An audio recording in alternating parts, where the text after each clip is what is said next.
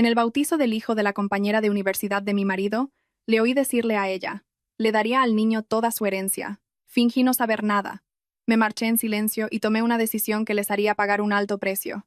Bajo el deslumbrante resplandor de las arañas de cristal de un restaurante a orillas del Manzanares, las risas y las conversaciones se mezclaban con el tintineo de las copas, creando una ruidosa sinfonía. Yo estaba allí, sosteniendo una copa de vino tinto que se balanceaba, pero me sentía como una extraña en un mundo que no me pertenecía.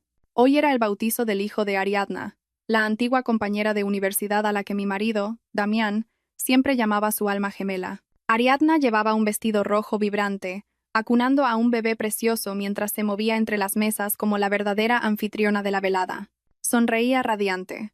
Su rostro reflejaba la plenitud de una mujer que acababa de cumplir con su vocación maternal. Y Damián, mi marido, caminaba a su lado, con la mirada fija en el niño con una devoción y un orgullo inusuales. Una luz de paternidad que, en 3 años de matrimonio, nunca le había visto. Me retiré a un rincón discreto cerca del balcón, intentando calmar mi respiración agitada. Los invitados de alrededor me lanzaban miradas fugaces antes de volverse para susurrar entre ellos. Quizás se preguntaban por qué la esposa del director general estaba sola, mientras su marido estaba ocupado atendiendo a la madre y al hijo de otra persona. Tomé un sorbo de vino. El amargor se extendió por mi lengua, pero no podía igualar la amargura que crecía en mi corazón. Aprovechando que la música se volvía más suave, Damián y Ariadna se acercaron aún más. Creían que yo estaba absorta mirando el río, o quizás pensaban que la distancia era suficiente para mantener sus secretos a salvo. Damián se inclinó para susurrarle algo al oído a Ariadna, lo que la hizo reír tontamente. Su mano se posó furtivamente en el brazo de él, un gesto íntimo que superaba los límites de una simple amistad. Y entonces empezaron a hablar en alemán. Vi a Damián sonreír con suficiencia, la misma sonrisa que solía poner cuando cerraba un gran contrato. Él pensaba que yo solo era una rata de biblioteca de las finanzas, una mujer aburrida que solo conocía los números y los informes. El único idioma extranjero que dominaba era el inglés comercial. Él creía que el alemán era su zona segura, el código secreto de ellos dos. La voz grave de Damián resonó. Cada palabra en alemán, nítida y precisa, era como un cuchillo afilado que se clavaba en mi corazón. No te preocupes. El niño es el heredero. Le dejaré todo el patrimonio de los Montenegro. Ariadna lo miró. Sus ojos brillaban con coquetería. Respondió con una voz melosa pero llena de cálculo. Más te vale. No dejes que esa estirada de tu mujer se entere. No quiero que mi hijo salga perdiendo. Damián se rió. Su mano dio una palmadita suave en la espalda del bebé. Su voz llena de cariño. ¿Cómo va a enterarse? Ella no es más que una máquina de hacer dinero andante. Espera a que el niño crezca un poco más y lo arreglaré todo. La copa en mi mano temblaba violentamente. Tuve que usar toda mi fuerza para sujetarla, para no estrellarla contra el suelo. Un escalofrío recorrió mi espalda y se extendió por mis extremidades, dejándome paralizada por un instante. Resulta que, a sus ojos, yo no era más que una herramienta, una simple máquina de hacer dinero. 3 años de matrimonio, de entrega mutua, en los que había dedicado todo mi esfuerzo, mi inteligencia y mis contactos para sacar a flote la empresa familiar desde el borde de la quiebra. Había sacrificado mi juventud, mis aficiones personales para ser una esposa ejemplar, una nuera perfecta. Incluso había estudiado alemán en secreto cada noche, cuando él ya dormía profundamente. Recordé las largas noches, sentada sola bajo la lámpara de mi escritorio, consultando diccionarios, escuchando cintas de conversaciones. Aprendí alemán porque quería ayudarle a traducir documentos técnicos de importación, quería compartir su carga de trabajo, quería darle una sorpresa en nuestro aniversario de bodas. Y ahora, ese mismo idioma se convertía en el medio por el cual escuchaba la sentencia de muerte de mi matrimonio. Los miré, 2 personas sumergidas en una falsa felicidad construida sobre el engaño. Damián seguía sonriendo. La sonrisa de la que una vez estuve perdidamente enamorada ahora me parecía retorcida y repugnante. Estaba planeando arrebatarme todo lo que yo había construido para ofrecérselo a su amante y a su hijo ilegítimo. Respiré hondo, tragándome las lágrimas que amenazaban con brotar. No, no debía llorar. Llorar ahora solo me haría parecer patética y débil ante ellos. Soy Elara, la directora financiera, la que controla el pulso vital de todo el grupo empresarial. No permitiré que nadie pisotee mi dignidad. La copa de vino estaba vacía, pero mi corazón rebosaba de planes y resentimiento. Esbocé una sonrisa tan fría que helaba la sangre. Querían jugar al juego de los idiomas. De acuerdo, les mostraría que el precio de la traición a veces no necesita ser expresado con palabras. Dejé la copa vacía en la bandeja de un camarero que pasaba. El sonido del cristal contra el metal de la bandeja resonó, seco y definitivo, como la decisión que acababa de formarse en mi mente. El salón de fiestas seguía siendo un bullicio de actividad, con el sonido de los brindis y los deseos de 100 años de felicidad. Las felicitaciones por el nacimiento resonaban con alegría, pero para mí, todo era como una película muda y sin sentido. No me giré para mirar a Damián y Ariadna ni una vez más. Su presencia en ese momento solo ensuciaba mi vista. Salí rápidamente del restaurante. El viento nocturno que soplaba desde el río traía una brisa fresca, pero no podía disipar el calor abrasador de la ira contenida en mi pecho. Fui directamente al aparcamiento. Abrí la puerta y me metí en mi coche. El interior del coche estaba oscuro y silencioso, en completo contraste con el falso bullicio de dentro. Me senté inmóvil como una estatua, con las manos aferradas al volante, la mirada perdida en el vacío. Pasaron 10 minutos, o quizás un siglo, no lo sé. Solo sé que en esos 10 minutos, mi corazón había sufrido una cirugía a corazón abierto sin anestesia, un dolor insoportable seguido de un entumecimiento total. Saqué mi teléfono. La pantalla se iluminó, mostrando la foto de fondo que nos habíamos tomado Damián y yo en nuestro viaje a San Sebastián el año pasado. En la foto, él sonreía radiante, con el brazo rodeando mi cintura con cariño. Al mirarla ahora, solo veía una amarga ironía. Mi dedo se deslizó por la pantalla, frío y decidido. Seleccioné todas las fotos en las que aparecía él, una por una. Pulsé borrar permanentemente. Después de limpiarlo todo, quité la funda del teléfono y usé el clip para extraer la tarjeta SIM. La pequeña tarjeta cayó en la palma de mi mano. Era el número que Damián me había regalado cuando empezamos a salir, un número de pareja con el suyo. La miré una última vez, y luego, con 2 dedos, partí por la mitad el frágil plástico. Un pequeño clic resonó, poniendo fin a toda comunicación, a todo vínculo con el pasado. Pero no me limitaba a marcharme. Soy una directora financiera. Gestiono el riesgo para todo un grupo empresarial, y también sé cómo gestionar el riesgo para mi propia vida. Cogí el teléfono de repuesto de la guantera y marqué un número familiar que me sabía de memoria. Al otro lado, respondieron tras 2 tonos. La voz grave y serena de Fabián, director de la sucursal bancaria, sonó. Diga, Elara, ¿qué pasa para que me llames a estas horas? Respiré hondo. Mi voz se volvió cortante y profesional, desprovista de cualquier emoción personal. Fabián, necesito que me hagas un favor urgente. Activa la cláusula de riesgo de nivel 1 para la cuenta de titularidad conjunta mía y de Damián. Sospecho que hay indicios de desvío ilegal de activos. Fabián dudó un momento, probablemente sorprendido por mi repentina petición. Elara, ¿estás segura? Si activamos esta cláusula, todos los activos serán congelados. Ni siquiera tú podrás sacar dinero. Además, para esto se necesita una orden de pago. Le interrumpí, con voz firme. Ya he firmado la orden y se la envié a tu secretaria la semana pasada. Revisa tu correo electrónico. Quiero que se congele inmediatamente. Cuanto antes mejor. La confianza es buena, pero el control del riesgo es eterno. ¿Recuerdas esa frase mía? Al otro lado de la línea hubo un silencio de unos segundos. Luego se escuchó el tecleo de un teclado. Fabián suspiró. De acuerdo. Por los años de amistad que tenemos, lo haré ahora mismo. Pero Elara, sea lo que sea, tómalo con calma. Gracias, Fabián. Colgué. Una leve sonrisa se dibujó en mis labios.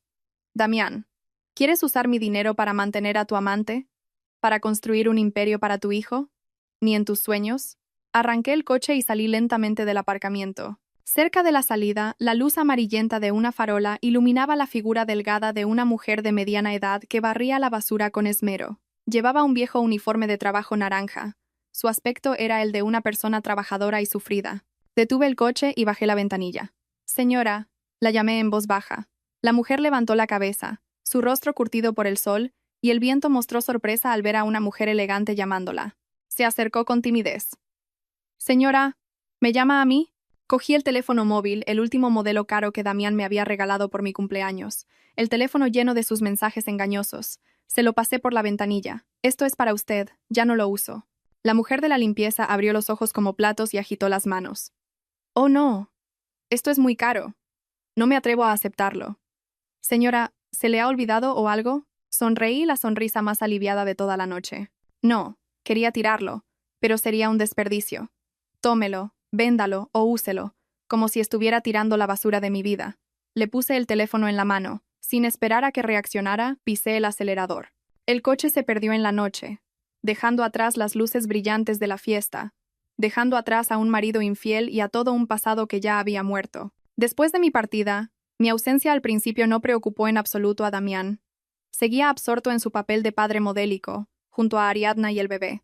Pero la verdad siempre acaba saliendo a la luz. La inquietud comenzó a filtrarse cuando me llamó para pedirme la llave de repuesto del coche, pero solo recibió los largos pitidos de la centralita. Damián empezó a buscarme desesperadamente entre la multitud, no por preocupación por mi seguridad, sino por miedo a perder la fachada que protegía su honor frente a sus socios. Un socio de negocios, probablemente afectado por el alcohol, le dio una palmada en el hombro a Damián y dijo en voz alta: «¿Dónde está tu mujer?». Antes cometí un error gramatical en alemán con unos clientes extranjeros y por suerte ella estaba al lado y me corrigió discretamente. Si no, habría hecho el ridículo. «No sabía que tu mujer dominara también el alemán. Pronuncia como una nativa». Aquellas palabras fueron como un rayo que le partió en dos, congelando la sonrisa en los labios de Damián antes de hacerla añicos. «¿Alemán? ¿Ella sabe alemán?», balbuceó Damián, con el rostro pálido como un muerto. Las palabras descaradas de cortejo, los planes sobre la herencia que acababa de susurrarle a Ariadna en ese idioma, resonaron de repente en su mente, explotando como una bomba de relojería. Damián abandonó la fiesta en su apogeo, dejando a Ariadna llamándolo, desconcertada. Salió corriendo hacia el coche como un loco. Nuestra villa estaba sumida en una oscuridad silenciosa. Cuando llegó, no había una cálida luz amarilla proveniente del salón, ni el aroma de la sopa a medio hacer, ni la figura de la mujer que solía planchar diligentemente mientras esperaba a su marido cada noche. El silencio envolvía la casa, un silencio espeluznante, tan frío como si el lugar hubiera estado abandonado durante mucho tiempo. Damián irrumpió en el dormitorio. Mi ropa seguía en el armario. El tocador todavía estaba lleno de mis cosméticos habituales. Todo parecía normal, pero esa misma normalidad delataba una terrible anormalidad. ¿Me había ido sin llevarme nada, como si nunca hubiera existido? ¿O como si odiara tanto este lugar que no quisiera llevarme ni una mota de polvo? Corrió al despacho, donde solía revisar los libros de contabilidad por la noche. Sobre la enorme mesa de roble, impecablemente limpia, yacía un delgado expediente. Damián encendió temblorosamente la lámpara de escritorio. La luz amarillenta iluminó una hoja de papel en blanco con las palabras «Solicitud de divorcio de mutuo acuerdo», que le saltaron a la vista. Mi firma al final de la página era firme y afilada, con un trazo largo y enérgico, como si cortara todos los lazos de afecto de los últimos 3 años. Pero lo que derrumbó por completo a Damián no fue la solicitud de divorcio, sino el objeto que estaba justo al lado, sujeto por un pisapapeles de cristal. Era un recibo amarillento, con los bordes ligeramente curvados por el tiempo. Lo cogió, sus ojos se abrieron desmesuradamente al leer las palabras impresas. Matrícula. Curso avanzado de alemán. Alumna. Elara Montenegro. Fecha. Hace 3 años. Hace 3 años. Fue cuando la empresa familiar comenzó a expandirse al mercado europeo. Damián se quejaba a diario de la barrera del idioma. Yo me había matriculado en secreto, tragándome las palabras difíciles, las gramáticas complejas, en las noches en que él dormía profundamente. Con el simple deseo de compartir la carga con mi marido, tenía la intención de usarlo como un regalo sorpresa, un apoyo crucial para su carrera. ¿Quién iba a pensar que mi sincero afecto se convertiría en un arma de doble filo, ayudándome a escuchar la oscura verdad del hombre que dormía a mi lado? Damián se derrumbó en el frío suelo, el recibo se le escapó de la mano y aterrizó a los pies de la mesa, como la más amarga de las ironías. El remordimiento tardío comenzó a roer su conciencia, no porque me amara, sino porque se dio cuenta de que la esposa que siempre había despreciado como una rata de biblioteca, en realidad, lo había visto todo desde hacía mucho tiempo. El timbre del teléfono sonó en la habitación vacía, rompiendo el silencio y el miedo que envolvían a Damián. Era mi suegra Leocadia. Damián contestó con manos temblorosas. Antes de que pudiera decir una palabra, al otro lado de la línea estalló un grito estridente. ¿Dónde está Damián? ¿Qué demonios está haciendo tu mujer? Se marcha en medio de la fiesta sin más. Los invitados preguntan y no sé dónde meterme. Esa clase de mujer que no sabe dar hijos y además le gusta montar numeritos. Si no la educas tú, iré yo a enseñarle. Damián no se atrevió a decir la verdad sobre la solicitud de divorcio. Solo balbuceó algunas palabras y luego condujo apresuradamente a la casa familiar. La antigua casa de la familia de mi marido estaba en un callejón tranquilo, con pesados muebles de madera y un persistente aroma a incienso, creando una atmósfera solemne pero también asfixiante. Leocadia estaba sentada en un diván de madera noble, con una taza de té caliente en la mano y una expresión furiosa. Nunca le había caído bien. desde el primer día que puse un pie en su casa como nuera. A sus ojos, aunque yo tenía estudios y un buen trabajo, provenía de provincias. No estaba a la altura de la nobleza de medio pelo de su familia. Además, mi mayor pecado era que, en 3 años, no le había dado un nieto varón para continuar el linaje. Ella no sabía que la causa de la infertilidad era su hijo, y que era yo quien había soportado en silencio la culpa para proteger la dignidad de mi marido. Mamá, Elara, balbuceó Damián, sudando a mares a pesar del frío. Leocadia golpeó la taza de té contra la mesa. El líquido caliente salpicó por todas partes. ¿Qué le pasa? ¿Quiere armar un escándalo? Te lo digo. La consientes demasiado, y por eso se ha vuelto así. Una nuera que no sabe guardar las apariencias para la familia de su marido no sirve para nada. Mira a Ariadna, es guapa, encantadora y ha dado a luz a un niño. Estoy encantada con ella. Piensa bien lo que haces. No dejes que tu mujer se interponga en el camino de mi nieto. Justo cuando madre e hijo estaban planeando cómo darme una lección, sonó el timbre. Leocadia hizo un gesto con la barbilla a la empleada para que abriera la puerta, murmurando, seguro que se ha dado cuenta de su error y viene a pedir perdón. Le voy a dar una lección que no olvidará. La obligaré a arrodillarse ante los antepasados para que la perdonen. Pero quien entró no fui yo, con la actitud sumisa que ella esperaba. Era un hombre de mediana edad con un impecable traje negro, un maletín de cuero en la mano y una expresión seria y profesional. Era el abogado Silas, mi representante legal. Buenas tardes, señora Leocadia. Buenas tardes, señor Damián.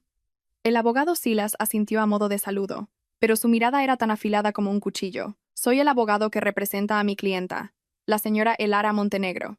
No he venido a disculparme, sino a llevar a cabo los procedimientos legales solicitados por mi clienta. Leocadia se quedó paralizada, mirando al hombre desconocido y luego a su hijo. ¿Un abogado? ¿Para qué ha contratado un abogado? ¿A quién piensa demandar?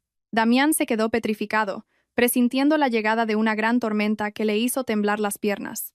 El abogado Silas no les hizo esperar. Se sentó tranquilamente en la silla de enfrente, colocó su maletín sobre la mesa y lo abrió. El clic de los cierres resonó en el silencio, tan claro como el disparo que anuncia el comienzo de una guerra sin cuartel. El abogado Silas sacó con calma 3 carpetas de documentos y las colocó ordenadamente sobre la brillante mesa de madera maciza. Cada movimiento era lento y deliberado, pero cargado de un peso inmenso. Esta es la demanda de divorcio unilateral, presentada por mi clienta. Esta es la notificación de admisión a trámite del juzgado de primera instancia. Y lo más importante, empujó la tercera carpeta hacia Leocadia y Damián. Esta es la orden de medidas cautelares urgentes del juzgado. Leocadia entrecerró los ojos y cogió el papel para leerlo, pero los áridos términos legales la marearon. Solo se fijó en la frase en negrita en el centro de la página. Embargo de bienes, gritó, su voz aguda y estridente. ¿Embargo de bienes? ¿Qué significa esto? ¿Qué bienes van a embargar? Mi casa, mi dinero. ¿Qué derecho tiene ella a tocarlo? El abogado Silas se ajustó las gafas. Su voz mantenía un tono grave y estable mientras explicaba cada palabra con claridad. Señora, mi clienta ha proporcionado pruebas suficientes que demuestran que el señor Damián ha estado desviando bienes gananciales durante el matrimonio para fines ilícitos, concretamente para transferirlos a una tercera persona. Para garantizar los derechos legítimos de mi clienta durante el proceso de divorcio, el juzgado ha ordenado la congelación de todas las cuentas bancarias, acciones de la empresa y bienes inmuebles a nombre de ambos o que provengan de la sociedad de gananciales. ¿Se ha vuelto loca?, rugió Damián, con la cara roja de ira y las venas del cuello hinchadas. Se abalanzó para arrebatarle la orden a su madre, sus ojos inyectados en sangre. Mañana la empresa tiene que pagar un pedido de importación importantísimo. Ya hemos pagado el depósito. Si ahora no pagamos el resto, perderemos el depósito y la mercancía no llegará. ¿Con esto quiere matarme? ¿Quiere destruir la empresa? Lo sabía, por supuesto. Como directora financiera, conocía el flujo de caja de la empresa mejor que nadie, incluido Damián. Sabía que mañana era la fecha límite para pagar la carta de crédito al proveedor extranjero. Sabía que si se bloqueaba el flujo de caja, la reputación de la empresa se hundiría y la cadena de producción se paralizaría. Pero eso era exactamente lo que quería. Si él no tenía escrúpulos en usar el dinero ganado con nuestro sudor y lágrimas para mantener a su amante, yo no tendría escrúpulos en cortarle el sustento. Ese es su problema, no el de mi clienta, respondió fríamente el abogado Silas. Mi clienta solo está ejerciendo su legítimo derecho a la autodefensa. Si usted no hubiera desviado los activos para mantener a una amante, nada de esto habría ocurrido. Leocadia, al oír que el dinero estaba bloqueado, se puso pálida. Para ella, el dinero era su vida, su estatus, su todo. Señaló temblorosamente al abogado. Se atreve. Esa pueblerina. Ha comido en mi casa, ha vivido en mi casa, y ahora se vuelve contra nosotros. Tengo que encontrarla, tengo que despedazarla. Cálmate, mamá, gritó Damián. El pánico empezaba a apoderarse de él. Conocía mi poder en la empresa. Sabía lo que yo controlaba. Se volvió hacia el abogado. Su voz se suavizó, intentando salvar la situación. Señor Silas, por favor dígale a Elara que los problemas de pareja se arreglan en casa. Los negocios son algo serio. No debemos dejar que las emociones personales interfieran. Lo que ella quiera, se lo daré. Dígale que retire la demanda. El abogado Silas sonrió, una sonrisa cortés pero llena de compasión. Lo siento mucho, señor Damián. Mi clienta dice que cuando se pierde la confianza, cualquier acuerdo es inútil. No necesita que usted le dé nada, solo quiere recuperar lo que es suyo. Y quiere que vea esto. El abogado Silas abrió su maletín y sacó otra carpeta gruesa, de tapas negras, que parecía un libro de la muerte. Pasó las páginas y las colocó frente a madre e hijo. No eran documentos legales áridos, sino una lista detallada, minuciosa, hasta el último céntimo, cada fecha, cada concepto de transferencia. Esta es la lista de gastos irregulares del señor Damián durante los últimos 3 años, recopilada por mi clienta a partir de los informes financieros y los extractos bancarios. El abogado Silas comenzó a leer, su voz monótona como una máquina. 15 de abril. Transferencia de 300.000 euros al concesionario de coches. Concepto. Compra de un Mercedes C300. Titular del vehículo. Ariadna Pérez. Leocadia se quedó boquiabierta. La cifra de 300.000 euros la dejó atónita. Ella seguía conduciendo un coche viejo, y su hijo le compraba un coche de lujo a su amante. 20 de junio. Transferencia de 1.200.000 euros. Pago de un apartamento de lujo en el barrio de Salamanca. Titular del contrato. Ariadna Pérez. 10 de octubre. Retirada de efectivo de 50.000 euros. Compra de joyas de diamantes en Suárez. Ariadna. 1 de noviembre. Transferencia de 2 millones de euros a un fondo de inversión. Beneficiaria. Ariadna Pérez. Cada cifra leída era como un martillazo en la cabeza de Leocadia. Cogió la lista temblando, sus ojos fijos en las interminables hileras de números. Era una mujer codiciosa, que valoraba el dinero por encima de todo. Había consentido la infidelidad de su hijo porque quería un nieto varón, pensando que solo costaría un poco de dinero para mantenerla. Nunca imaginó que su obediente hijo entregaría toda la fortuna familiar, desangrando el patrimonio para mantener a una extraña. Dios mío, 3,5 millones. En total, más de 3,5 millones de euros, murmuró Leocadia, su voz rota por la pérdida. Estás loco, Damián. ¿Todo el dinero ganado con el sudor de la familia se lo has dado a esa zorra? Pensaba que solo era una aventura pasajera. Damián bajó la cabeza, sin atreverse a mirar a su madre a los ojos. Había pensado que actuaba con discreción, usando cuentas secundarias y empresas fantasma para transferir el dinero, creyendo que yo nunca me enteraría. Se le olvidó quién era yo. El abogado Silas miró a Damián. Su mirada afilada parecía atravesar su alma. Señor Damián, ¿ha olvidado quién es su esposa? Ella es una de las mejores controladoras de riesgos. Controla el pulso financiero de su empresa. Cada movimiento que usted hace, cada céntimo que transfiere, y para qué, ella lo sabe todo. No hablaba, no porque no lo supiera, sino porque estaba esperando a hoy, a que este tumor reventara, para extirparlo de una vez por todas. Mi clienta me ha dicho, continuó el abogado Silas bajando la voz y enfatizando cada palabra, que una vez lo consideró su marido, y por eso usó sus habilidades para proteger sus activos. Pero cuando usted la consideró una extraña, esas mismas habilidades se convirtieron en el arma más afilada para recuperar la justicia. Este libro es solo la punta del iceberg. Podía imaginar el rostro de Damián en ese momento, gris como la ceniza. No solo temía perder el dinero, sino que temía mi inteligencia y mi profundidad. La esposa que él había considerado dócil y sumisa resultó ser la persona más peligrosa cuando se la acorralaba. Cuando las cifras de las decenas de millones regalados a la amante salieron a la luz, el ambiente en la solemne casa familiar se volvió tan opresivo como una tumba. Damián se sentó aturdido. El sudor le corría a mares, empapando la camisa de marca que yo le había planchado meticulosamente esa misma mañana. El abogado Silas no se detuvo ahí. Pasó lentamente a la última página del expediente, donde había una pequeña nota adhesiva amarilla. La empujó hacia Damián, su voz grave pero con un peso inmenso. Este es el último mensaje de mi clienta. Dice que lea atentamente esta nota antes de decidir si firma o no la demanda de divorcio. Damián cogió el papel temblando. Sus ojos inyectados en sangre leyeron cada palabra. El contenido era breve pero suficiente para hacerle temblar las piernas.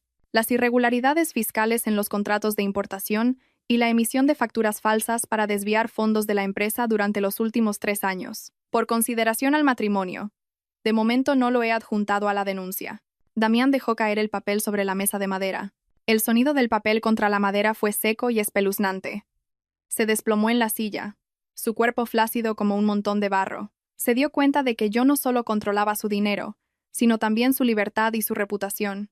Si ese oscuro expediente llegaba a las autoridades, el precio que pagaría no sería solo la bancarrota, sino años de cárcel en una fría celda. Durante los últimos 3 años como directora financiera, había hecho la vista gorda a sus dudosos gastos de representación, pensando que eran las reglas del juego en los negocios. Pero también fui lo suficientemente prudente como para guardar todas las pruebas, por si algún día el barco se hundía. Nunca pensé en usarlas para hacerle daño, pero cuando él me empujó, sin piedad al abismo, me vi obligada a convertir esas pruebas en mi último escudo protector. ¿Qué te pasa, hijo?, preguntó Leocadia alarmada al ver el rostro pálido de su hijo. ¿Qué ha escrito ahí para que tengas tanto miedo? ¿Te está amenazando? Deja que la llame y la ponga en su sitio. Intentó coger el teléfono de la mesa, pero Damián la detuvo, su voz rota, como el gemido de un animal herido. No llames, mamá. Si llamas, iré a la cárcel. Me tiene cogido, tiene toda la contabilidad B de la empresa, mamá. Al oír las palabras ir a la cárcel, Leocadia sintió como si le hubieran quitado todos los huesos. Se tambaleó, manoteando en el aire antes de caer sobre el diván. Una subida de tensión le enrojeció la cara y su respiración se volvió pesada y dificultosa. Había pasado toda su vida planeando, ahorrando cada céntimo, siempre orgullosa de su brillante hijo director. Ahora, oía que su hijo podría acabar en la cárcel, todo por un capricho con una amante. Damián gritó a la empleada, aterrorizado. El sonido de pasos apresurados, gritos pidiendo una ambulancia, llenaron la tranquila calle de caos. El abogado Silas recogió tranquilamente sus papeles y los guardó en el maletín. Se levantó, se ajustó la chaqueta y dijo antes de irse: «Esperaré su respuesta mañana por la mañana. Espero que tome una decisión sabia para salvar el poco honor que le queda». A la mañana siguiente, la sede de la empresa familiar de Damián estaba sumida en un caos sin precedentes. A las 7 de la mañana el vestíbulo ya estaba abarrotado. No eran clientes para firmar contratos, sino representantes de proveedores y pequeños accionistas que exigían ver al director general. La noticia de que las cuentas de la empresa habían sido congeladas se había extendido como un incendio forestal, quemando la poca confianza que quedaba entre los socios. Damián apareció con un aspecto lamentable que no podía ocultar, a pesar de llevar un traje caro. Tenía los ojos hundidos y oscuros, la barba sin afeitar y una mirada evasiva y ansiosa. En cuanto lo vieron, la multitud se abalanzó sobre él. Los gritos y las preguntas resonaron. «Señor Damián, ¿por qué el banco ha bloqueado la transferencia de dinero? Nuestra mercancía lleva 3 días en el puerto. Si el dinero no llega, no soltaremos la mercancía. Explíquese. ¿La empresa está a punto de quebrar?» Damián intentó gritar para calmarlos. El sudor le perlaba la frente. «Por favor, cálmense. Es solo un problema técnico del banco. La jefa de contabilidad lo está solucionando. El dinero llegará esta tarde. Lo garantizo con mi honor». «¿Cuánto vale su honor?», gritó un hombre de mediana edad. «Hemos oído que su mujer ha congelado los activos. Aún no ha resuelto sus problemas familiares y quiere resolverlos del mundo». Justo cuando la sala de reuniones era un caos, la pesada puerta de roble se abrió de golpe. Una corriente de aire frío pero autoritaria entró, silenciando a todos. El sonido rítmico y firme de unos tacones sobre el mármol resonó, como el martillo del destino. Entré yo. Hoy no llevaba los suaves y sumisos vestidos de oficina de siempre. Había elegido un traje de chaqueta gris marengo, de corte impecable, que se ajustaba a mi esbelta figura pero desprendía un aire de frialdad y agudeza. Mi largo pelo, normalmente suelto, estaba recogido en un moño alto y pulcro, revelando un rostro cuidadosamente maquillado que ocultaba el cansancio. Caminé con la cabeza alta. Mi mirada barrió la multitud caótica sin detenerse en nadie, ni siquiera en Damián. Damián me vio. Un destello de esperanza brilló en sus ojos, que rápidamente se tornó en ira. Pensó que venía a armar un escándalo, a hacer una escena de celos o a suplicarle que volviera, como cualquier otra mujer débil. Se abalanzó sobre mí, intentando usar su habitual autoridad patriarcal para someterme. «¿Qué haces aquí? Esto es una empresa. Un lugar para tratar asuntos importantes. no la cocina de tu casa para que entres y salgas cuando quieras. ¿Seguridad? Acompañen a esta señora a la salida. Pero ningún guardia de seguridad se atrevió a acercarse. Se quedaron en un rincón, agachando la cabeza para saludarme. Buenos días, directora Elara. En esta empresa, todos sabían que Damián era la fachada, pero que yo era la que realmente había llevado el timón durante los últimos 3 años. Miré a Damián, mis ojos tranquilos hasta la indiferencia. No hace falta que llames a seguridad, sé encontrar la salida. Y, señor Damián, no he venido aquí como su esposa, sino como directora financiera. Fui directamente a la silla presidencial al final de la mesa de reuniones, donde Damián solía sentarse para darse aires. Coloqué mi maletín de cuero sobre la mesa. El sonido metálico de los cierres al abrirse resonó secamente en el silencio sepulcral. Me volví hacia Damián, una sonrisa apenas perceptible se dibujó en mis labios. He venido a presentar mi dimisión, y también a hacerles a los señores accionistas un regalo de despedida muy significativo. Le hice una seña a mi secretaria, que siempre me había sido leal y me respetaba, para que distribuyera los documentos a todos los miembros del Consejo de Administración. No era una carta de dimisión sentimental, ni una sarta de reproches de una esposa traicionada. Era un expediente grueso, encuadernado con esmero, con un título en negrita en la portada. Informe de evaluación de riesgo ético y de capacidad de gestión del director general. Damián se abalanzó para coger una copia, sus manos temblaban al pasar las páginas. En él, no usé ni una sola palabra emocional. Utilicé el lenguaje de los números, de los gráficos, de los modelos de análisis de riesgo más fríos de una directora financiera profesional. Analicé cómo el uso de los fondos de la empresa por parte del CEO para gastos personales, casas, coches, fondos de inversión, para una amante había afectado directamente al índice de liquidez. Señores, dije. Mi voz resonó, clara y firme en la silenciosa sala de reuniones. En la página 5, el gráfico de flujo de caja muestra que en los últimos 6 meses, el 15% del capital circulante ha sido retirado bajo el concepto de gastos de representación y relaciones públicas. Pero en realidad, ese dinero ha ido a parar a cuentas personales no relacionadas con la actividad empresarial. Esto ha provocado que perdamos la capacidad de pagar nuestras deudas a corto plazo, llevando a la empresa al borde de la quiebra técnica. Los accionistas más veteranos, antiguos compañeros de batalla de mi suegro, se pusieron las gafas para leer. Sus rostros se volvieron grises. Habían confiado su dinero a Damián por la reputación de la familia. Ahora se daban cuenta con horror de que su dinero se estaba utilizando para mantener a la amante del director. Un accionista golpeó la mesa y gritó: «Damián, ¿qué significan estas cifras? Explícalo. ¿El 1.200.000 euros para el apartamento era para una nueva oficina o para mantener a una mujerzuela?» Damián se quedó sin palabras. El sudor le corría por el cuello. Intentó balbucear una excusa. «Tíos, señores, escúchenme. Es una inversión a largo plazo. Ella, por un rencor personal, está. Los números no mienten, y tampoco guardan rencor», le interrumpí, con voz gélida. En la página 12, he adjuntado un análisis de riesgo mediático. El hecho de que el CEO esté envuelto en un escándalo ético, abandonando a su esposa por una amante, hará que el valor de la marca de la empresa caiga un 40% en las próximas 24 horas. Si la información se filtra, los inversores y socios nunca aceptarán financiar a un líder sin integridad moral. Miré alrededor de la sala a los ojos de cada persona. Vi miedo, ira y una profunda decepción. Una vez, me había esforzado por proteger la posición de Damián, por ocultar sus errores para que pudiera mantener su prestigio. Pero hoy, con mis propias manos, arrancaría esa brillante fachada para que todos vieran que dentro solo había paja podrida. Declaro que, a partir de este momento, dimito oficialmente como directora financiera. No me hago responsable de ningún riesgo legal o financiero que surja de la mala conducta del señor Damián Montenegro. Cerré el expediente. El sonido del cierre fue como el martillo de un juez dictando sentencia, poniendo fin a mi papel en esta familia y empresa llenas de mentiras. Me di la vuelta y me marché, sin el menor atisbo de arrepentimiento.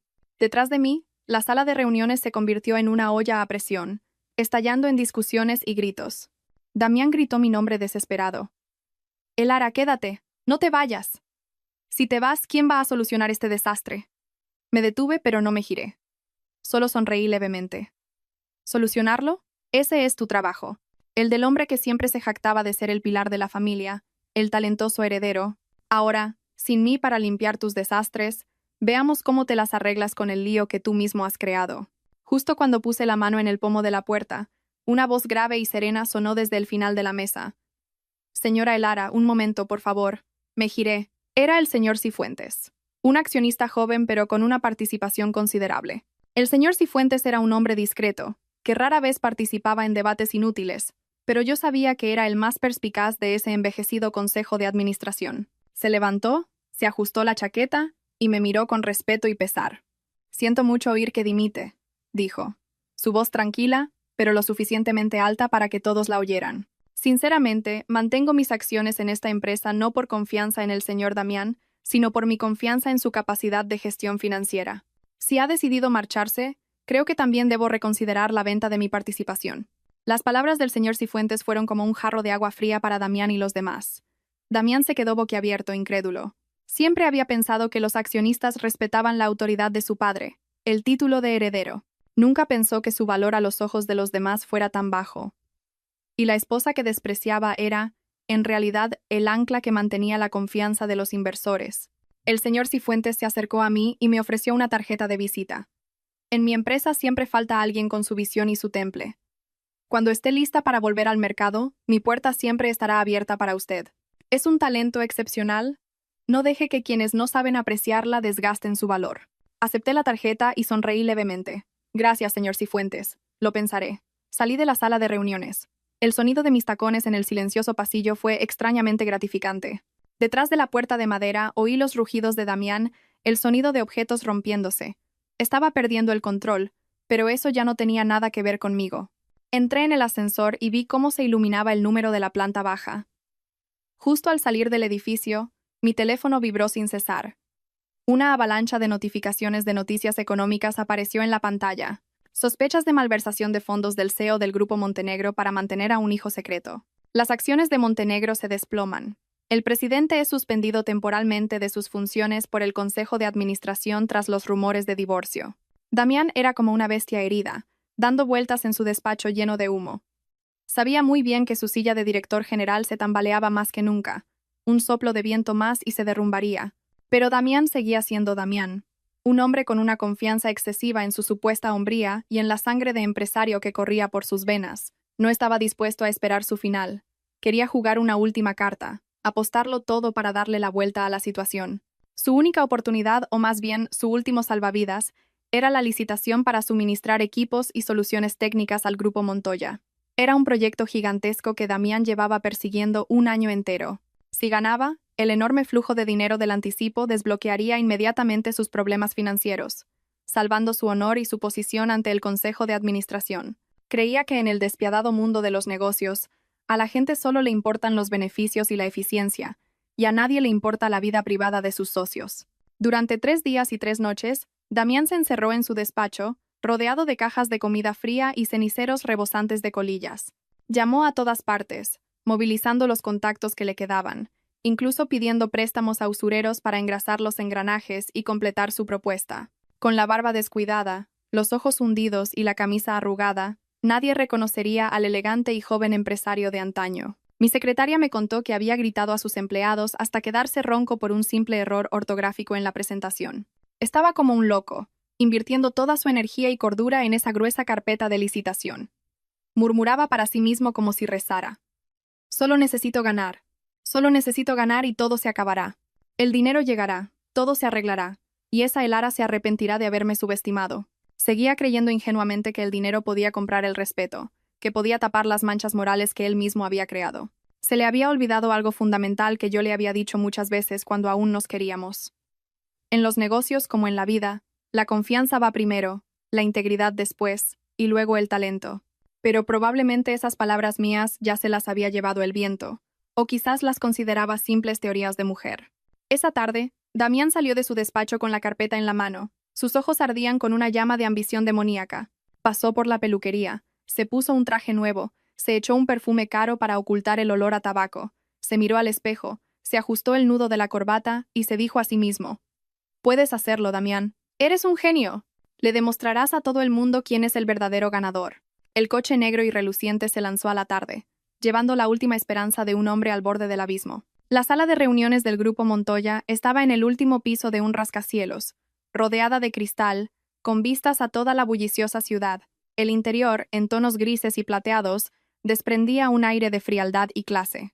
Damián entró, caminando con confianza para estrechar la mano de sus competidores. Su sonrisa de cortesía era una máscara perfecta. Miró su reloj. Justo a las 2 de la tarde, la pesada puerta de madera se abrió. El presidente Montoya, un hombre de más de 60 años con el pelo cano y un aire imponente, entró. Le seguían su asistente y varios miembros del comité de evaluación. Damián se levantó de un salto, inclinándose respetuosamente, mientras soltaba halagos sobre su admiración por el grupo. El presidente Montoya solo asintió levemente. Su aguda mirada recorrió a los presentes y se detuvo en Damián un segundo más de lo habitual.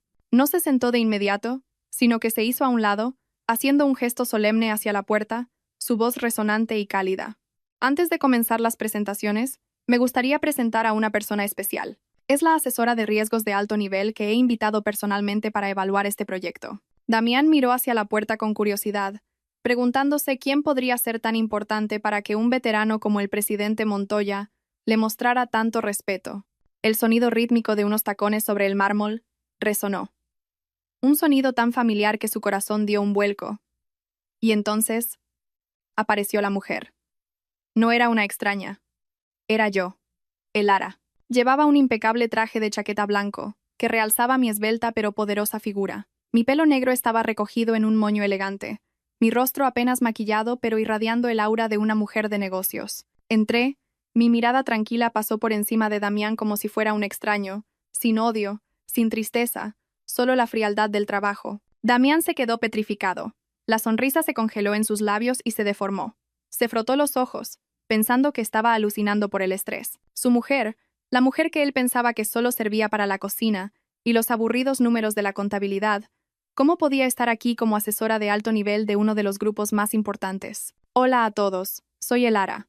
Sonreí y asentí a los presentes antes de sentarme con calma en la silla a la derecha del presidente Montoya, el lugar reservado para la voz más importante de la reunión.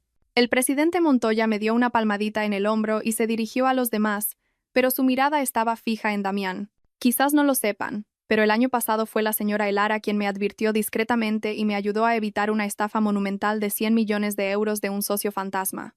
Le debo un gran favor, y, lo que es más importante, confío plenamente en su criterio para juzgar a las personas y evaluar los riesgos. Damián intentó mantener la compostura, respiró hondo y forzó una sonrisa. Presidente Montoya, qué sorpresa encontrar a mi mujer aquí. Pero, señor presidente, los asuntos familiares son privados. Creo que en los negocios debemos ser justos y objetivos. La propuesta de mi empresa. No le dejé terminar.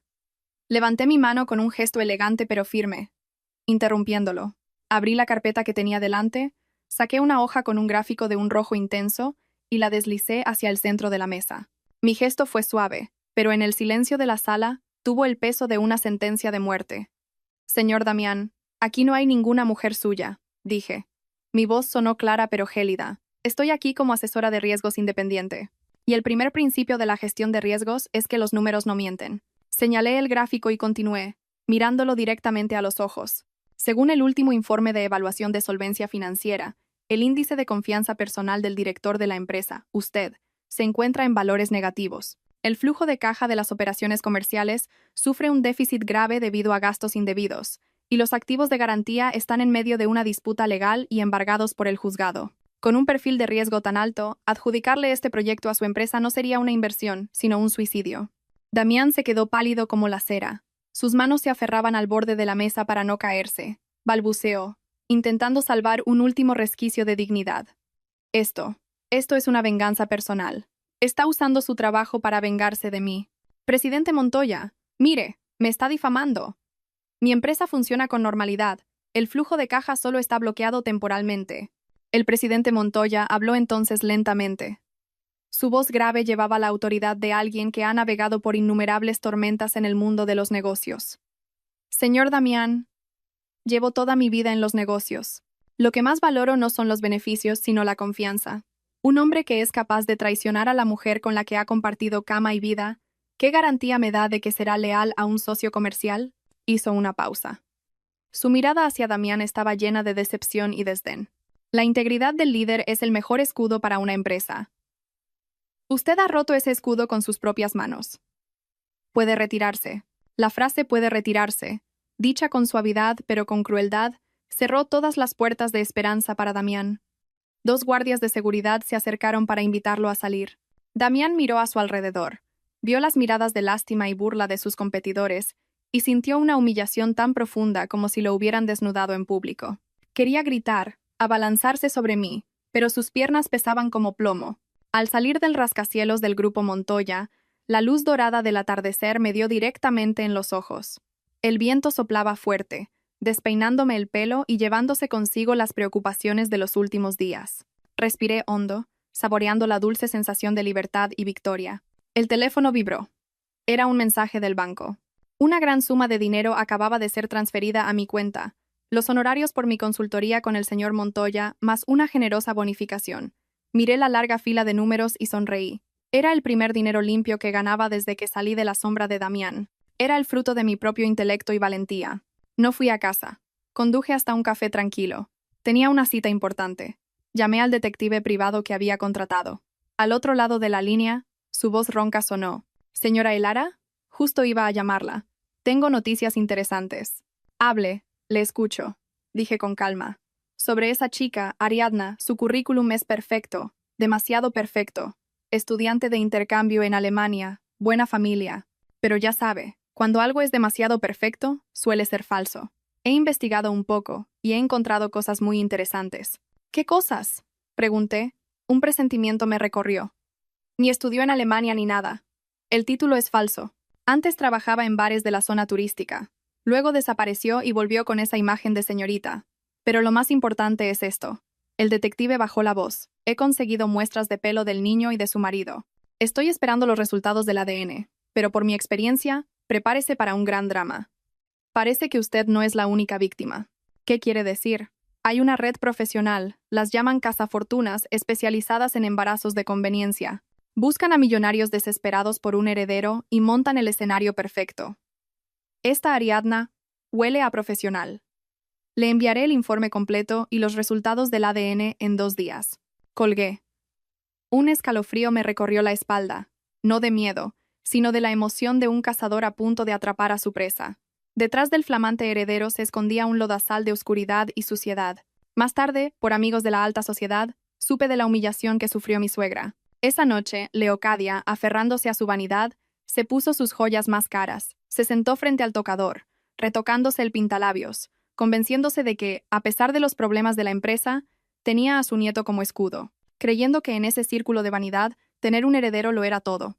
Entró en el lujoso salón de un hotel de 5 estrellas, esperando ser el centro de atención. Pero en lugar de eso, el silencio cayó a su paso. Las conversaciones cesaron, reemplazadas por miradas de lástima, curiosidad y susurros maliciosos. Las damas que solían ser sus amigas la evitaban. Se sintió desnuda en medio de la multitud. Entonces la señora Cifuentes, su eterna rival, se acercó con una sonrisa afilada. «Leocadia, querida, he oído que tienes buenas noticias. Tu nueva nuera es toda una celebridad. Sus fotos íntimas están por todos los grupos privados». Y le mostró el teléfono. En la pantalla, una foto de Ariadna con un camisón transparente, posando sensualmente junto a Damián en el hospital. La imagen era vulgar, muy lejos de la dama de buena familia que Leocadia pregonaba. Los murmullos se convirtieron en un clamor. «¡Dios mío!» Y Leocadia decía que era de buena familia. «Parece una prostituta». Esas palabras derrumbaron el último vestigio de orgullo de Leocadia. Se abalanzó para quitarle el teléfono, gritando: «¡Cállate! Son calumnias. Estás celosa porque mi familia tiene un heredero». «¿Celosa?», se burló la señora Cifuentes. «Prefiero no tener nietos a traer a una cualquiera a mi familia y manchar nuestro apellido. Estás ciega por tu obsesión con tener un heredero, Leocadia. Ya veremos hasta dónde desangra a tu familia esa mujer». Incapaz de soportar la humillación, Leocadia huyó de la fiesta como una loca. Pero en lugar de ir a casa a reprender a su hijo, descargó su furia ciega sobre mí. En su mente estrecha, yo era la causa de toda su desgracia. Su coche de lujo frenó bruscamente frente a mi nueva oficina de consultoría. Leocadia irrumpió, gritando mi nombre. «¿Dónde está Elara? Sal aquí, desagradecida. Víbora, ¿dónde te escondes?». Salí de mi despacho con calma. Frente a mí, mi elegante suegra de antaño parecía una verdulera, con el pelo revuelto y el maquillaje corrido. Se abalanzó sobre mí, apuntándome con el dedo. «Muy bien hecho. Has hecho que tu marido pierda el proyecto y ahora publicas fotos para difamar a mi familia. Quieres arruinarnos. Mis empleados me miraron con preocupación. Les hice un gesto para que no intervinieran. Me enfrenté a ella, con la espalda recta y la mirada fría. Ella se rió con desdén. Estás celosa, ¿verdad? Como eres estéril y no puedes tener hijos, tienes envidia de Ariadna. Ella sí pudo darle un hijo a Damián. Una mujer seca como tú merece ser abandonada. La palabra estéril fue la gota que colmó el vaso. Durante 3 años, había soportado sus insultos. Había bebido incontables brebajes amargos para proteger la falsa masculinidad de su hijo, pero que se atreviera a usar mi dolor para humillarme delante de mis empleados era demasiado. Me acerqué a ella, mirándola a los ojos. ¿Quién dice que es estéril? Abra bien los ojos y vea quién tiene la culpa en su familia. Fui a mi escritorio, saqué un viejo análisis médico plastificado y se lo lancé sobre la mesa. Este es el resultado del espermograma de su hijo de hace 3 años. Tasa de espermatozoides anormales del 90%. Posibilidad de concepción natural casi nula. El médico lo dejó bien claro. ¿Sabe leer? ¿O prefiere ser ciega para echarme toda la culpa a mí? Leocadia se quedó helada. Cogió el papel con manos temblorosas. Podía no entender los términos médicos, pero la conclusión del médico era inequívoca. Balbuceó. No. No puede ser. Damián es tan sano. Sano. Me reí amargamente. Fueron usted y su hijo quienes me suplicaron que guardara el secreto. Fue usted quien me obligó a tomar medicinas en su lugar, a rezar en todos los templos para ocultar su impotencia. Por lealtad matrimonial, soporté la humillación de ser llamada la mujer estéril. ¿Y ahora se atreve a insultarme aquí? La oficina quedó en silencio. Todas las miradas se dirigieron a Leocadia, ya no con curiosidad, sino con absoluto desprecio. Retrocedió, sin poder articular palabra. La cruda verdad no solo me reivindicaba, sino que era una bofetada a su fe ciega en su noble linaje. Intentó decir algo, negar la realidad, pero su garganta se cerró. Me acerqué y le susurré con frialdad. ¿Por su vanidad? ¿Por su estatus de pacotilla? Ha destruido la vida de otra mujer. Me obligó a sufrir mientras su propio hijo era el infértil. Ahora recoge lo que ha sembrado. Es la justicia divina. Leocadia me miró, y por primera vez, vi miedo en sus ojos. Se dio cuenta de que la nuera dócil y sumisa había muerto. Frente a ella había una mujer que había superado el dolor, con un corazón de piedra, dispuesta a arrasar con cualquiera que se atreviera a pisotearla. Se levantó a trompicones, pero sus piernas flaquearon y volvió a caer. Mis empleados se apartaron de ella con asco. Le dije a seguridad. Acompañen a la señora a la salida. Esto es una oficina, no un mercado. Si sigue causando problemas, llamen a la policía. 2 guardias la levantaron como si fuera un saco de basura. Ya no tenía fuerzas para resistirse. La arrastraron fuera. La imagen de la orgullosa dama, que había entrado con prepotencia, siendo expulsada como una mendiga, era verdaderamente patética. Finalmente, el sobre que esperaba llegó. Lo abrí con calma. En la última página, el sello rojo del laboratorio y la conclusión en negrita. No existe relación de parentesco. Me eché a reír, un sonido agridulce en la habitación silenciosa. Así que era verdad. Mi instinto de mujer, mi cálculo como gestora de riesgos, nunca fallaron. Damián había tirado por la borda a su esposa, su carrera, su honor y el de su familia, solo para criar al hijo de otro. El detective me había enviado un mensaje. ¿Ha visto los resultados? Le he añadido un regalo en el expediente. Lea bien el historial de la amante. Este culebrón se pone cada vez mejor. Revisé el informe. La verdad sobre Ariadna era escalofriante.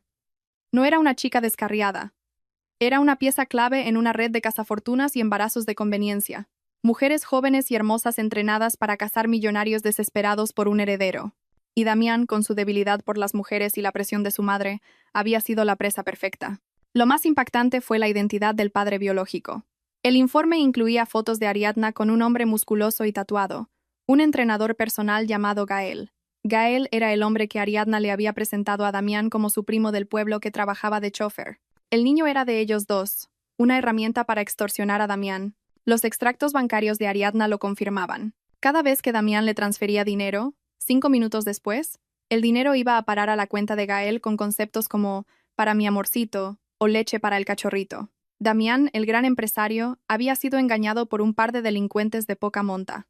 Estaba pagando para criar al hijo y mantener a la mujer de otro hombre.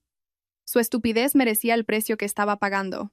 Hice 3 copias del informe, una para mí, otra para Leocadia, y la última para Damián, enviada por mensajería urgente a la dirección del apartamento de Ariadna, donde él se alojaba ahora. Menos de 2 horas después, la puerta de mi oficina se abrió de golpe. Damián irrumpió, desaliñado, envejecido. Cayó de rodillas ante mi escritorio. Elara, te lo ruego. Haré lo que quieras. Me equivoqué, 1000 veces me equivoqué. Pero, por favor, el niño es inocente. Tiene solo un mes. ¿Cómo puedes congelar todo? ¿Dejarlo sin nada? Lo miré. Mi corazón era un témpano de hielo. Aún usaba al niño como escudo. Continuó llorando. Tú también eres mujer. Algún día serás madre. Ponte en mi lugar. ¿Cómo puedes ver a un niño pasar hambre? Si me odias, descárgalo conmigo, no con el pequeño. Su hipocresía me daba náuseas. Usaba la moralidad para chantajearme emocionalmente. Pero mi conciencia había sido asesinada por él hacía mucho tiempo. Abrí un cajón, saqué el informe original y se lo arrojé sobre la mesa. Antes de hacerte el padre abnegado, vete a casa y pregunta quién es el verdadero padre de ese niño. Damián me miró confundido. ¿Qué dices? ¿Quién es su padre? Le señalé el informe. Ábrelo. Es mi último regalo para ti, para que despiertes de tu sueño de familia feliz. Míralo bien, especialmente la página con los resultados del ADN. Con manos temblorosas, Damián leyó la conclusión. No existe relación de parentesco. Su cuerpo se convulsionó. ¡No! ¡No puede ser! ¡Es falso! Lo has falsificado para hacerme daño. Me odias y por eso inventas esta locura para separarme de mi hijo. Quería creer que yo era la villana antes que aceptar que él era el mayor idiota del mundo. Sigue leyendo, le dije con una crueldad helada. Mira las páginas siguientes, y luego dime quién miente. Damián pasó las páginas, viendo los extractos bancarios, el dinero fluyendo de su cuenta a la de Ariadna y de ahí a la de Gael. Y la foto final, la prueba definitiva. Ariadna y Gael, abrazados, con el bebé en brazos. ¡Ah! Gritó Damián, un aullido animal de dolor y traición. Destrozó los papeles. Su mundo se vino abajo. No era un hombre poderoso manteniendo a una amante. Era una vaca lechera a la que habían ordeñado hasta la última gota. Había traicionado a la mujer que lo había apoyado para mantener a la familia de otro. ¡Malditos! ¡Os voy a matar! ¡Os voy a matar!, rugió, su rostro desfigurado por el dolor y el odio. Cuando Damián derribó la puerta del apartamento, Ariadna estaba en el dormitorio, haciendo las maletas con sus bolsos de diseño, preparándose para huir con su amante. Al ver a Damián, transformado en un demonio, intentó seguir actuando. Damián, cariño, ¿qué haces aquí a estas horas? Pero Damián, sin mediar palabra, la agarró del pelo y la arrastró al salón. Una bofetada brutal la tiró al sofá. ¡Zorra! Me has engañado. ¿Te atreves a darme el hijo de otro?, gritó, lanzándole los papeles a la cara. Al ver las pruebas, Ariadna supo que la farsa había terminado. Su miedo se convirtió en descaro. Sí, te engañé. ¿Y qué? Mírate, eres un estúpido y un prepotente. Si no fuera por tu dinero, ¿quién querría a un impotente que vive a las faldas de su madre? He usado tu dinero para criar a mi hijo y mantener a mi hombre. Es el precio de tu estupidez. Damián se quedó sin aliento. La dulce amante de ayer era ahora una víbora. Se abalanzaron el uno sobre el otro, destrozando el lujoso salón. Justo en ese momento, Leocadia irrumpió. Ella también había recibido el informe y había corrido hasta allí, esperando que todo fuera un malentendido. Pero la escena que encontró la destrozó. Vio a su hijo, ensangrentado, peleando con la mujer que ella consideraba su nuera ideal. Escuchó a Ariadna admitir que el heredero era un bastardo. ¡Basta ya! ¡Dios mío, qué hemos hecho!, gritó Leocadia, desplomándose. Ariadna la miró desafiante. ¿Ha venido? Mire bien, ese es su nieto. Usted es tan estúpida como su hijo, tan obsesionada con un heredero que ha acabado criando al hijo de otro. Se lo merecen. Las palabras de Ariadna fueron el golpe de gracia. La mente de Leocadia se quebró. Se arrastró por el suelo, cogió un cojín de peluche y lo acunó como si fuera un bebé. Su rostro se relajó en una sonrisa extraña y vacía. Mi nieto, mi heredero, susurró meciéndolo. Duerme, mi niño, duerme. La abuela te cantará una nana. Y empezó a cantar, su voz rota resonando en la habitación destrozada. Damián la miró, petrificado. Mamá, susurró. Pero ella ya no lo oía. Se había refugiado en su propio mundo. Un mundo donde su nieto aún existía. Donde ella seguía siendo una abuela feliz y poderosa. Su locura, por doloroso que fuera, era la única paz que podía encontrar. Las sirenas de la policía y la ambulancia rompieron el silencio. Cuando las autoridades entraron, Ariadna, con instinto de supervivencia, se echó a llorar, acusando a Damián de intento de asesinato. Damián no se defendió. Se quedó inmóvil, mirando a su madre, Le pusieron las esposas. El sonido metálico selló su destino. Mientras se lo llevaban, vio cómo los sanitarios intentaban ayudar a su madre. Ella se resistía, gritando: «¡No toquéis a mi nieto! ¡Ladrones!». Tuvieron que sedarla y atarla a una camilla. Damián vio a su madre, la mujer de hierro, ahora inmovilizada, balbuceando el nombre de un nieto que nunca existió. El caso de Damián y Ariadna fue un escándalo mediático. El abogado Silas me contó que vio a Damián en prisión. Estaba demacrado, con la cabeza rapada.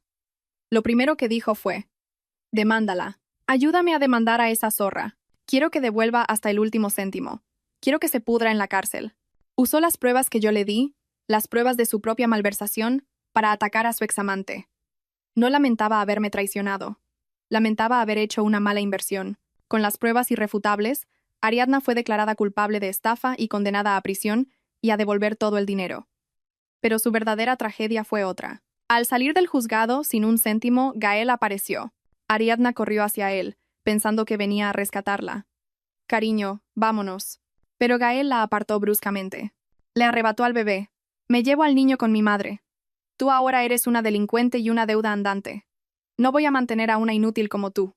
Ella gritó: «He hecho todo esto por ti, por nuestro hijo». Él la empujó al suelo. «Lo hiciste por tu propia codicia. Una mujer que engaña a su marido, ¿quién puede confiar en ella?». Y se marchó, dejándola sola, sin dinero, sin amor y sin su hijo. Había perdido la apuesta de su vida. Un invierno, esperando en un semáforo, vi a una mujer acurrucada en la acera. Estaba delgada, temblando de frío. Era Ariadna. Miraba hacia arriba, a una pantalla gigante donde se proyectaba una ceremonia de premios, la mujer empresaria del año. Y en la pantalla, con una sonrisa radiante, estaba yo, Elara. Mi voz resonaba desde los altavoces. Solía pensar que el sacrificio era una virtud, pero la vida me enseñó que una mujer debe ser, ante todo, ella misma. No seas la sombra de nadie. Cuando la luz se apaga, la sombra desaparece. Brilla con tu propia luz. Ariadna bajó la cabeza y sus hombros se sacudieron por los sollozos.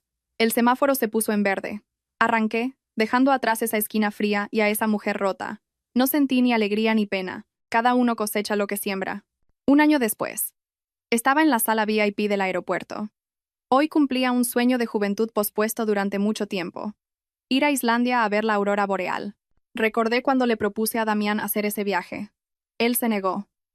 ¿Para qué ir a ese sitio frío y caro? Mejor invertir ese dinero. Ahora libre de toda carga, me di cuenta de cuántos años había desperdiciado. Mi billete de avión solo tenía un nombre: Elara Montenegro. Esta soledad sabía a libertad absoluta. Vendí mis acciones en la antigua empresa. Corté lazos con el pasado. Leocadia seguía en un psiquiátrico. Damián pagaba su condena, y de Ariadna nunca más se supo. Eran capítulos oscuros que había arrancado de mi vida para escribir otros nuevos y brillantes. El avión despegó. Cerré los ojos, imaginando el cielo nocturno de Islandia, danzando con luces verdes y púrpuras. El camino por delante no sería fácil, pero ya no tenía miedo. Había encontrado a la compañera más fiable. Yo misma. La vida es corta. Mujeres, no esperéis a que nadie os traiga la felicidad. No os sacrifiquéis hasta olvidar quiénes sois. Vivid, amad y sed orgullosas, como flores que florecen en pleno invierno. Porque después de la tormenta el cielo no solo tiene sol, a veces también tiene una aurora boreal, reservada para aquellas que se atreven a mirar hacia arriba. Sonreí y me dormí en paz, flotando sobre las nubes, ligera como una pluma volando hacia el sol.